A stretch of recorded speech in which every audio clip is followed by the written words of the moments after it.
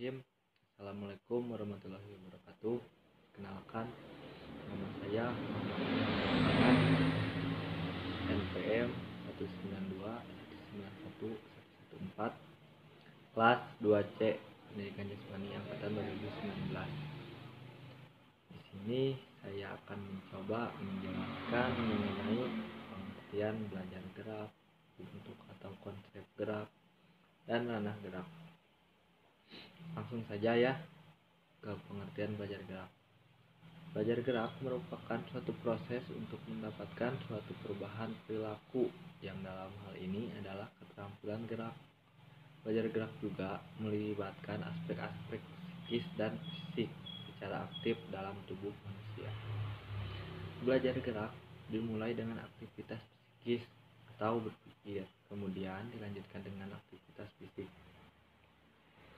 Dalam artian merealisasikan apa yang telah dipahami atau dimengerti secara psikis atau kognitif ke dalam unjuk kerja motorik.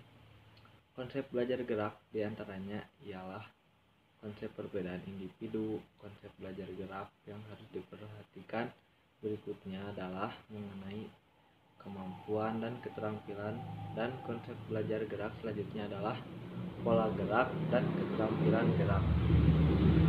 Lalu ada bentuk atau konsep gerak. Berikut beberapa bentuk atau konsep gerak, antara lain yang pertama ada keterampilan gerak lokomotor. Gerak lokomotor adalah gerakan yang menyebabkan pindahan tubuh dari satu tempat ke tempat lain. Keterampilan lokomotor didefinisikan sebagai keterampilan berpindahnya individu dari satu tempat ke tempat yang lain. Jadi dalam gerak lokomotor, seseorang harus memindahkan tubuh, misal dari posisi A ke posisi B, dan ketika berpindah tubuh akan terangkat untuk pindah ke posisi kedua. Gerakan tersebut biasanya diajarkan pada anak-anak usia dini, yakni saat latihan keterampilan gerak. Sebagian besar anak-anak akan belajar berjalan pada usia sekitar 1 tahun dan berlari saat usia sekitar 2 tahun. Gerak lokomotor memiliki beberapa manfaat, yaitu yang pertama ada kesadaran tubuh sendiri, yang kedua ada kesadaran konsep arah, 3 melatih kelincahan dan ketangkasan, yang keempat sebagai gerakan dasar yang biasa dilakukan manusia, yang kelima melatih keterampilan dan keberanian dalam melakukan suatu gerakan, dan yang terakhir ada menjaga kesehatan dan kebugaran badan. Beberapa contoh gerak lokomotor ada berjalan, berlari, melompat, berjingkat, merayap, meloncat, menderap, memanjat, rolling, skipping, dan lain-lain. Yang kedua ada keterampilan gerak non-lokomotor. Gerak non-lokomotor adalah jenis gerakan yang dilakukan di tempat tanpa ada perubahan dari satu titik ke titik lain. Jadi gerak non-lokomotor merupakan suatu gerakan yang dilakukan oleh tubuh tanpa ada perubahan tempat. Manfaat gerak non-lokomotor: yang pertama ada mengembang kesadaran tentang suatu keberadaan anggota tubuh di dalam ruang. Yang kedua, melatih kecepatan dan ketepatan melangkah. Beberapa contoh gerak non-lokomotor yaitu memutar, gerakan membungkuk, gerakan mengangkat dan mengayun, dan banyak lainnya. Yang ketiga ada keterampilan manipulatif. Gerak manipulatif adalah keterampilan gerak kompleks yang dilakukan anak usia masih dalam masa perkembangan. Jadi manipulatif merupakan bagian dari keterampilan dasar yang harus dipelajari anak bersama-sama dengan keterampilan lokomotor dan non-lokomotor.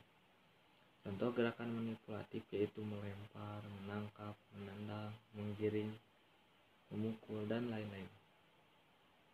Yang keempat, ada keterampilan gerak khusus. Keterampilan gerak khusus merupakan keterampilan melakukan gerakan-gerakan dasar secara efisien dan efektif. Sebelum sampai pada gerakan ini, maka telah berkali-kali gerakan dilakukan, mengalami koreksi-koreksi gerakan dan perbaikan gerakan, sehingga gerakan menjadi dipahami. Lalu yang terakhir ada ranah gerak. Kata ranah adalah terjemahan dari kata domain yang biasa diartikan bagian dari unsur. Gerak tubuh merupakan salah satu kemampuan manusia untuk melaksanakan hidupnya. Gerak tubuh manusia bisa diklasifikasikan menjadi beberapa macam. Ditinjau dari sistem otot, gerakan dapat dibagi menjadi 3. Yaitu yang pertama ada fleksi. Fleksi adalah gerakan kontraksi yang menyebabkan gerakan membengkok. Yang kedua ada ekstansi. Ekstansi adalah gerakan yang meluruskan atau membentangkan yang berlawanan dengan fleksi. Yang ketiga ada rotasi. Rotasi merupakan gerakan berputar pada suatu sumbu. Lalu dikutip dari Anita J. Harrow pada tahun 1972, membedakan gerakan tubuh manusia menjadi 6 klasifikasi, yaitu yang pertama ada gerak refleks. Gerak refleks itu biasa yang dilakukan tanpa disengaja, jadi itu langsung refleks dari setiap manusia. Yang kedua ada gerak dasar fundamental. Yang ketiga ada kemampuan perseptual. Yang keempat ada kemampuan fisik. Yang kelima ada gerak keterampilan. Dan yang terakhir ada komunikasi non-diskursif. Sekian dari saya. Terima kasih. Mohon maaf bila ada kesalahan. Wassalamualaikum warahmatullahi wabarakatuh.